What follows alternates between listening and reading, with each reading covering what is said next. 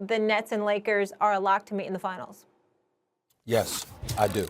If Anthony Davis were 100%, I think the Los Angeles Lakers are going to the finals. If the Brooklyn Nets are 100%, there's nobody in the East that's beating them. I've stated that from day one, and I maintain that position that the Brooklyn Nets and the Los Angeles Lakers will meet for the NBA championship come July. My attitude is very, very simple. I think that when you look at AD and you look at LeBron James, as great as the Utah Jazz are looking right now, as much of a threat as the Denver Nuggets could end up being, Portland could end up being, etc., I think LeBron and his brilliance combined with the greatness of Anthony Davis and the way Frank Vogel and his staff have those guys playing defense, they get themselves ready for playoff competitions. And it's all about matchups. And nobody is better at exploiting matchups than LeBron James. All right, so that's what I think about with the Lakers, plain and simple. When I think about the Brooklyn Nets, I think that Kyrie, James Harden, and Kevin Durant are just lethal. They are absolutely sensational offensively.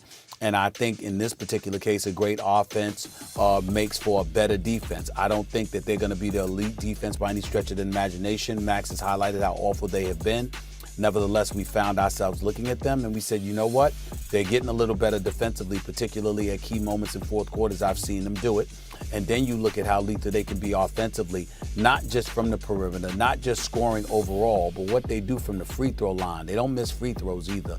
And I think that's pivotal. And I think when you look at the Philadelphia 76ers, Ben Simmons, as great as he is, he doesn't even attempt perimeter shots. I don't think that you can beat them without him doing that, even though they have Seth Curry and Tobias Harris. I look at Boston, I question their depth, and I don't know what's going on with Kemba Walker.